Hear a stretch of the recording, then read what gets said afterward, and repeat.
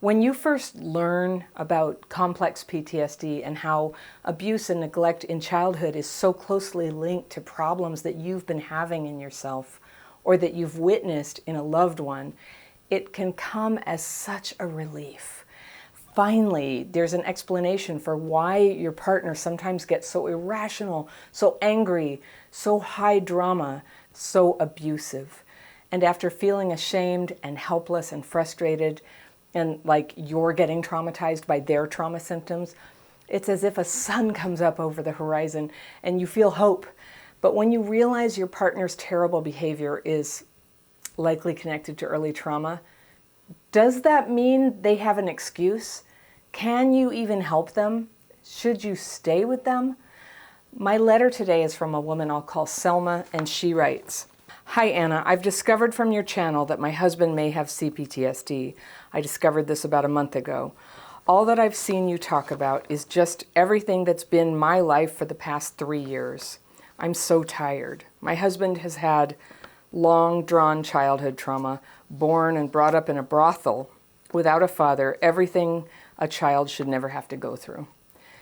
My husband is the fight type, and my problem is when he's angry at me. I feel I have started walking on eggshells around him to not trigger his rage, which then goes on for days, sometimes 6 days on end. In his rage, he insults me and is generally verbally abusive. He's otherwise extremely loving, treats me like a goddess, and takes care of me.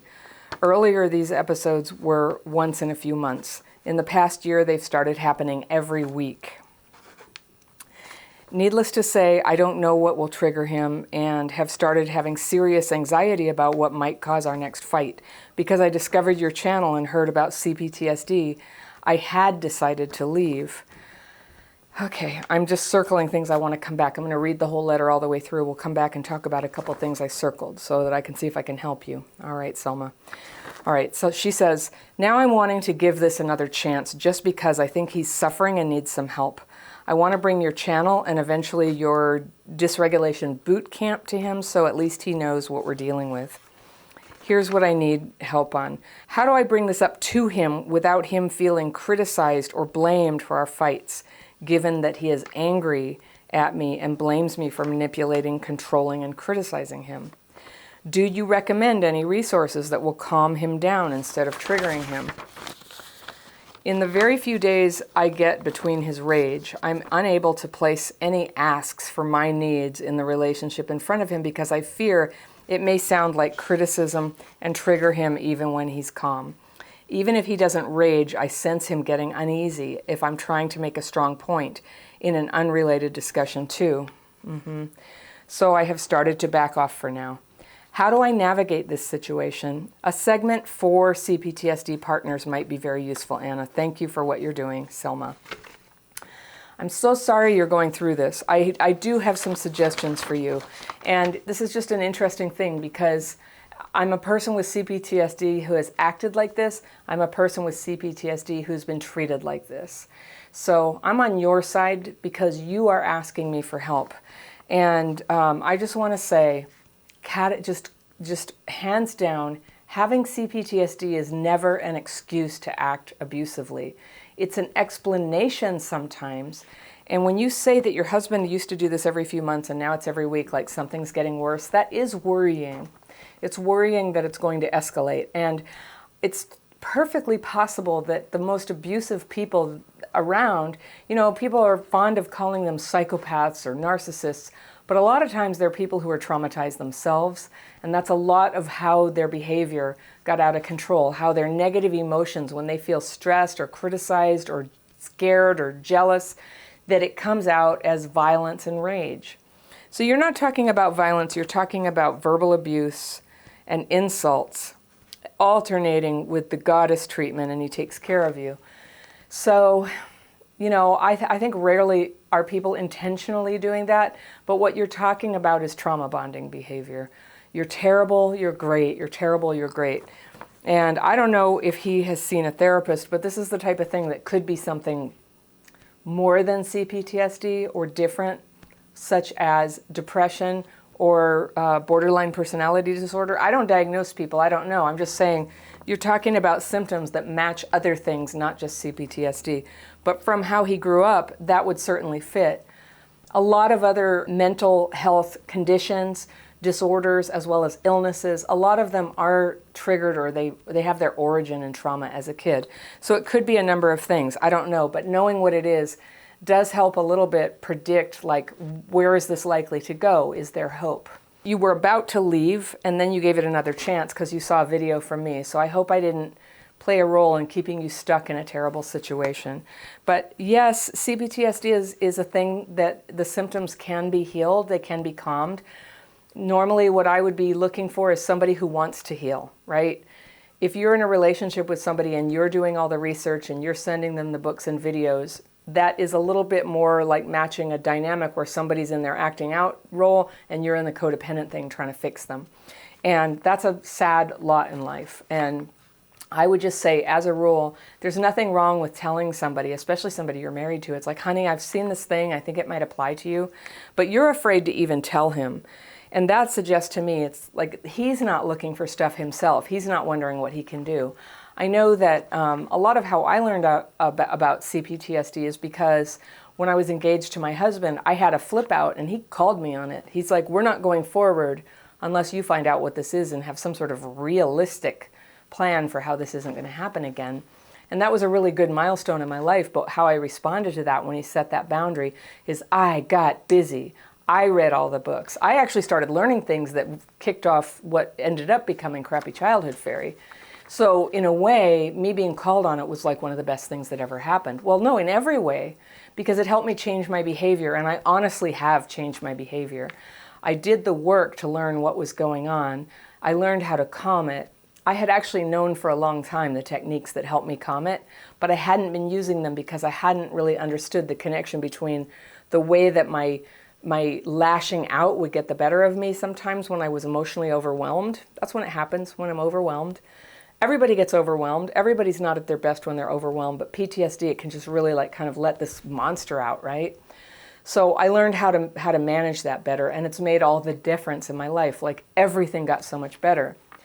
But I was the one making a huge effort. I wanted to save my relationship. I wanted to be better, and I did everything. If he's not doing that and you're having to do that, I would say, hands down, this is a walk out situation. It sounds really dangerous. You could separate to keep yourself safe from him while he sorts this out. That is a totally legitimate thing where you go live somewhere else. He can see a therapist or work on this. And yeah, that would be fine. But you stay somewhere else, because the thing is, when somebody is like insulting you, screaming at you, making you walk on eggshells, you're afraid, like even in a 3-day period, you can't mention your own needs. It's like, honey, you are in a bad situation. It's a bad situation. And there's nothing you can do to make him get help for it. So you have told him about stuff. You told him about my courses. Who knows? Maybe he would do that. But at the point where he's threatening you, I just think, like, don't wait for an online course to fix him. Don't wait for that. It's so hard to face that a relationship might not work out, because I know you love him. If it doesn't work, if it's not working out, it's so tempting to grab onto hope where there is hope. And maybe, maybe this will be the thing. This is not a hopeless situation, but until it's him leading the change, I don't see any cause to stick around and keep putting up with it. You can set a boundary on that. You asked, how do I bring this up to him without him feeling criticized or blamed for our fights, given he's angry at me and blames me, for manipulating, controlling, and criticizing him? I'm just going to assume there's no truth in what he's saying. I guess I'll follow up with an alternative version where I go, oh, well, what if he's right? But let's just assume that he's tripping, because that's what CPTSD makes people do. How do I bring this up without him feeling criticized or blamed for our fights? You cannot control how he feels. So that is the ultimate question, isn't it? Like, we're always like, well, how can I not? It's like in our minds, it's like somehow I must be responsible for this. Therefore, if I just would do it right, it would change. And I'm just being your outside pair of eyes, your friend in the situation, just going, no, I don't think that's what it is. I think he's doing this, whether you are nice or mean or, anything that you do, he's kind of doing his own thing right now. So there's no need for you. You actually don't need to bring it up with him. I'm just going to put that out as an option. I think he knows he treats you badly. You can make your exit. You can just say, I've had enough of this treatment. I don't live with you anymore. If you have something to talk about, let me know. You can do that. You can actually just go ahead and initiate divorce. If you're worried about violence, I really, really, really want you to reach out to a women's shelter or someplace where knowledgeable people who know how to protect yourself from somebody freaking out on you in a violent way can help you. But their advice can also be helpful for emotional abuse, which is what you're talking about. And emotional abuse is no small matter. It's very, very damaging. And if you were to continue to live in this situation, this is the thing. You can keep thinking like, oh, I'll get it right. I'll figure it out. I'll help him. I'll save him. I'll find just the right way to say, hey, what about me? And then he won't be mad.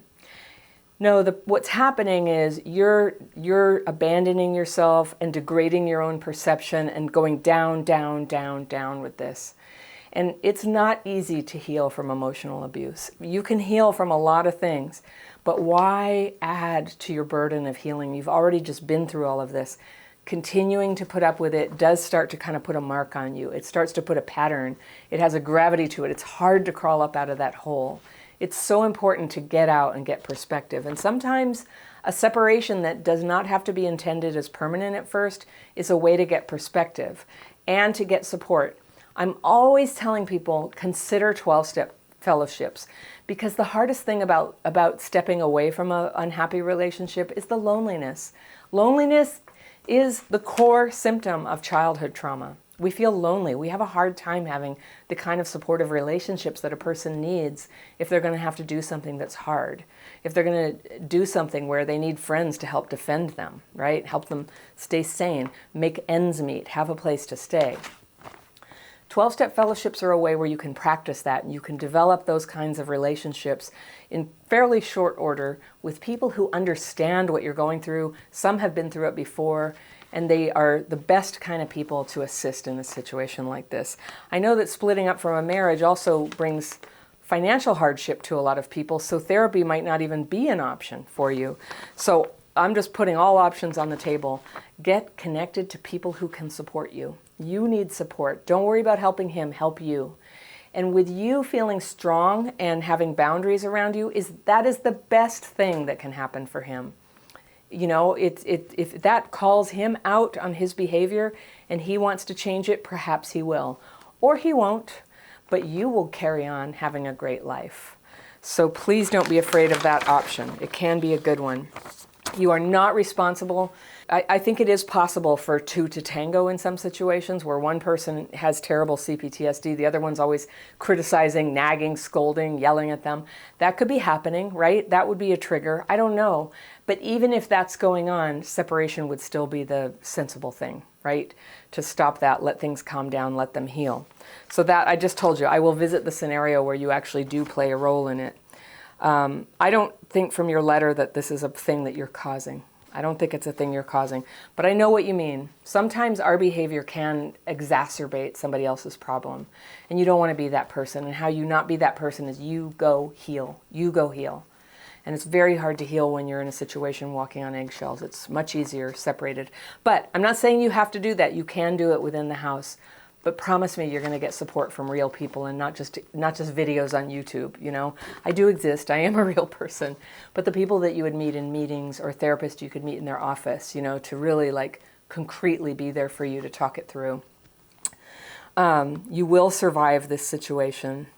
And I think your situation is common for a lot of people with CPTSD. So I thank you for writing in because it really helps inform people.